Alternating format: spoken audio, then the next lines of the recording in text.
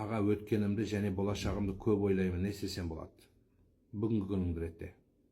Просто ойлай бергеннен пайда жоқ. Жатып алып, 2030-да не болады, 2070-те не болады, сол кезде түрім қандай болады, ақшам қандай болады, не жағдайда боламын, бай боламын ба, кедей боламын ба, балаларым қандай болады, байға тиемін ба, тимеймін ба, күйеуім қарай ма, қарамай ма, өткенде не істедім, студент болдым, қызық, сол школда отыра беруім керек еді. Не пайдасы? Уақыт кетіру, далбаса. Адамның өмірі үш-ақ күн. Кеше, бүгін, ертең деген. Кеше өтті кетті, ертең не боларын Құдай біледі, нақты өмірің бүгін. Енді Шалақын атаң айтады, өмірдің басы бала, кішкентай кезің, ортасы адам, яғни бүгін. Қартайып күшің кетсе, кетті шамаң. Мақтаған өмірің осы болса, үш ауыз өлеңмен болды тәмам дейді. Сондықтан нақты өмір бүгін.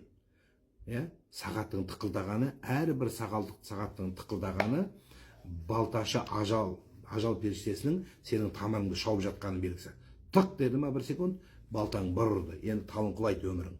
Сол құламай тұрып, өлгенде не боламын емес. Балаларым не болады, аш қаламы, ешкім өлген жоқ, ешкім лада қалған жоқ. Өмір жалғасады. Bir күн жылайды, 2 күн жылайды, 3 күн жылайды, болды ары қарай. Бәрімізді ұмытады. Кім қайсымыз жылап жатырмыз жақындарымызға? Қайсымыз өліп талып жатырмыз? Ешқайсымыз.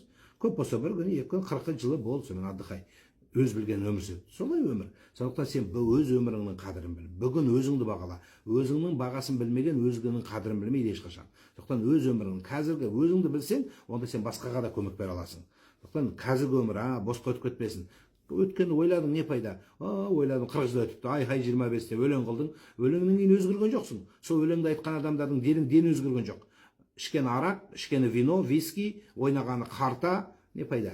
Мойнына ілген көп медал ма? Медалдың бәрі қалады мусорда.